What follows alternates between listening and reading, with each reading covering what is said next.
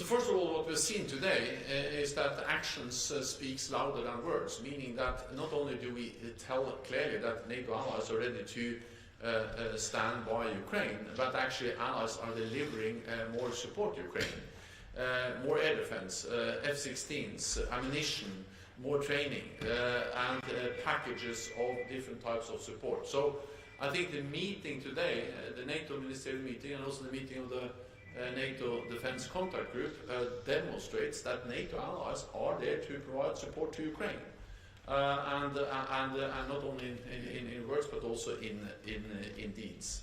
And that's a strong message to Russia and to anyone that believes that Russia can wait out NATO allies. We are there to support Ukraine. And I'm confident that NATO allies will continue to do so, not least because it is in our security interest that Ukraine prevails. Their fight is our fight, their security is our security, their values are our values. So it's in our national security interests to ensure that we continue to support Ukraine and that Ukraine prevails. And that has been a message from all NATO allies since the start of the war, and we have demonstrated our support through unprecedented support to Ukraine. Then, of course, NATO and NATO allies, we have the capability, the strength to address different challenges at the same time. We don't have the luxury of choosing only one threat and one challenge. So NATO allies also have the capability to address the situation in the Middle East, and as you know, several NATO allies have provided support, intelligence, all the types of support to Israel. Go to Sky in the third row in the middle, please. Coming behind you. Adam Parsons from Sky News. Secretary General, can I ask you, how worried are you that the conflict in the Middle East can now spill over and create an even bigger war? What can you and the NATO members do to prepare for that here? And if I may ask specifically, do you think that Israel, trusted partner of NATO, has the right to launch a ground offensive into Gaza? Israel has the right to defend itself, and they have suffered horrendous terrorist attack over the weekend with many civilians killed. And Israel has the right to defend itself against these types of terrorist attacks. Then I also expect that, of course, when we see Israeli responses, it will be proportionate, and it is important as this conflict continues to do whatever is possible to prevent the loss of innocent civilian lives.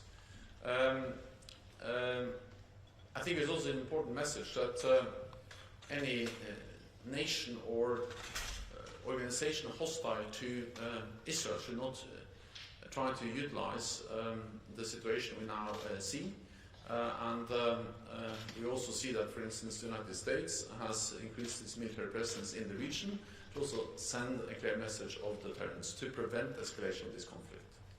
Go to Fox on the third row here, please.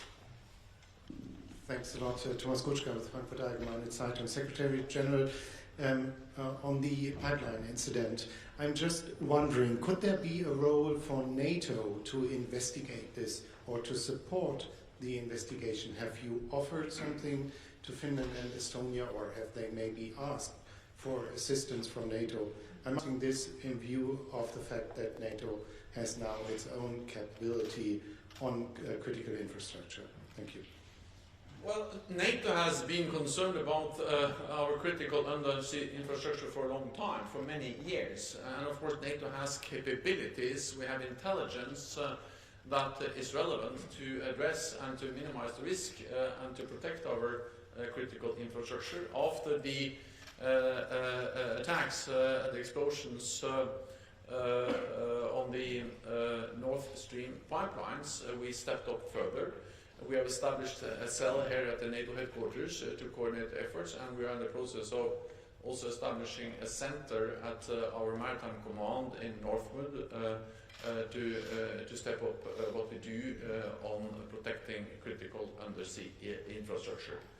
I spoke with the Finnish president yesterday, Sauli Niinistö, and also with the Prime Minister of Estonia, Kaja Kallas, yesterday. They updated me on the ongoing national investigations by Finland and Estonia. They shared, of course, what they find with NATO. I told them that we are ready to help them with the national investigations.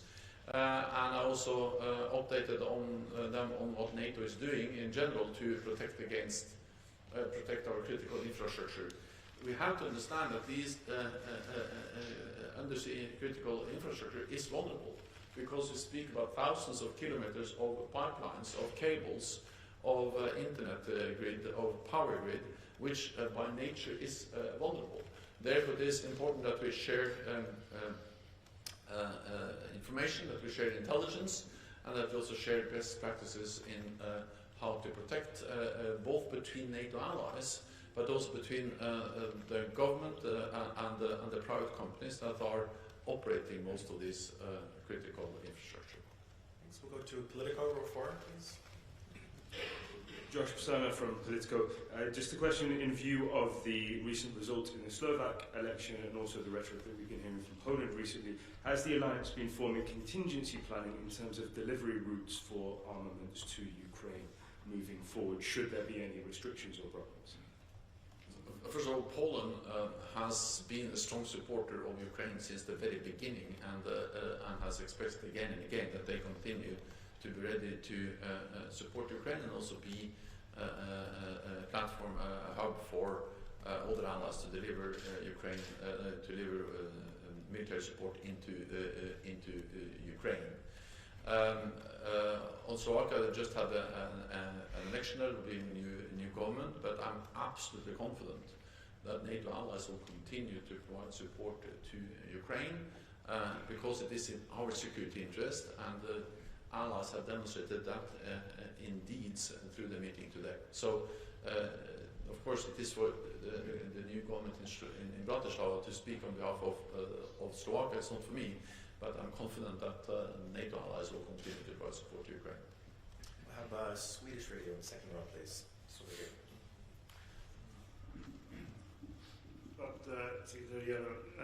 What kind of contacts, more concrete, does NATO have with Finland and Estonia regarding this pipeline issue? More concrete, and anything new regarding the Swedish membership? Well, the contact is that we have contact on the highest political level. I spoke with the President and the Prime Minister yesterday. We have our military authorities working closely together, sharing information. Of course, Estonia and Finland are NATO allies. They are present here at the NATO headquarters with military experts. We share information, and we have, of course, different platforms of also sharing classified information. That's exactly what we are doing. It's too early to determine exactly what caused the damage of these the pipeline and the cable. There are ongoing investigations, and until they are finalized, I think it's a bit too early to tell. But if it is proven that this is a deliberate attack on allies' critical undersea infrastructure, this would be a very serious incident, and it will be met by a united and determined response from NATO. But it remains to determine what caused the damage, and therefore I think it's a bit too early to say exactly how NATO will respond. It depends on what the investigation will reveal. But we share information constantly at different levels, the technical level, the political level, with two NATO allies, Estonia and Finland. On Swedish membership,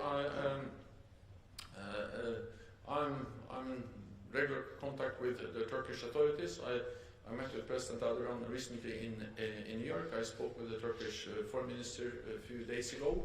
And my message is, of course, that we have an agreement in Vilnius where Turkey said clearly that they are ready to ratify, that the paper's ratification will be transmitted to the Grand National Assembly, and that the President will work with the Grand National Assembly, the Parliament, to ensure ratification. And it was stated clearly that that should happen as soon as possible, meaning that when the Assembly, the Parliament again convened, then this process should start to take place. Now the Parliament has just convened a few days ago, and therefore I expect this to happen. There's one or two more. We'll go to Espresso TV Ukraine. Yuri Fedor, Espresso TV Ukraine, Secretary General. I have two questions. The first one is, last week Admiral Rob Bauer said that NATO's stockpiles are running low, and without replenishing them, it might be quite difficult to send more weapons to Ukraine. And how critical can this be? And my second question is, Russia has started to actively blackmailing the civilized world with nuclear weapons again, and Putin has even hinted that he might withdraw Russia from the nuclear test ban treaty. Is it just blackmailing again, or maybe he can use actually nuclear weapons if the war in Russian aggressive war in Ukraine fails? Is there any information from the intelligence agencies about this? So first, on ammunition, this is an issue we have put very high on the NATO agenda for many months, because when last summer we saw that this was more and more now turning into a war of attrition, we realized that, of course, we were not able in the long run to only dig into our own stocks to provide support to Ukraine, because then our own stocks were going to run too low. So in the beginning we could move ammunition from stocks to Ukraine. Since last summer, since last fall, it has been obvious that we need also to engage with the industry ramp up production. And since then, we have worked here at NATO with our existing structures, the different platforms we have to engage with the industry, but also based on NATO's capability targets. They have been revised upwards to ensure that allies are now producing more. Sometimes it takes time to ramp up production, but allies are now ramping up production. More and more contracts are signed. We have something called framework contracts for 2.4 billion euros for ammunition, out of which 1 billion are firm contracts, and it was an issue also today. They need to ramp up production, and allies are increasing production, both to replenish our own stocks, but also to be able to continue to provide Ukraine with support. So this is extremely important. I welcome that allies are doing more, and I urge them to sign more and more contracts, because there's this signing of contracts that can enable the industry to produce more and also to make investments in increased production capacity. So rest assured, and it was also an issue I discussed with President Zelenskyy when I visited Kiev, also to have joint efforts by NATO allies and Ukraine to produce more also inside Ukraine, to ramp up production also in Ukraine. Then Russia's nuclear rhetoric throughout this conflict has been and continues to be reckless and dangerous. Russia must know that the nuclear war cannot be won and must never be fought. Of course, we continue to watch what Russia is doing very closely. So far, we haven't seen any changes in their nuclear posture that require any changes in our nuclear posture. But of course, Russia's announcement on revoking ratification of the Comprehensive Test Ban Treaty demonstrates Russia's lack of respect and the continued disregard for its international commitments, and this reckless endangers the global norms against nuclear explosive testing. NATO allies have upheld this norm against nuclear testing for over 25 years, and we have no plans to start testing again. Putin is trying to use nuclear blackmail to intimidate and coerce. He tries to use this nuclear rhetoric to prevent NATO allies from supporting Ukraine, but he will not succeed. Because again, it is in our security interest that Ukraine prevails. So we will continue to support Ukraine and will not allow President Putin to blackmail NATO allies through his nuclear rhetoric. Last question to Romanian radio here in row 2. Bogdan Isopescu, Radio Romania. This is the first meeting after the drone incidents in Romania. The Romanians in the area are afraid for their lives. I'm not asking just for a message for them, but only some details, extra details about measures, NATO measures in the area against, I don't know, drones or some. Well, NATO has, since the beginning of this war, increased its presence in the Black Sea region, including in Romania. I remember actually before the full-scale invasion, I went to Romania, and we have started already then to increase our presence with NATO troops with different capabilities. And of course, since the full-scale invasion, we further stepped up our presence with planes, with surveillance drones, but also with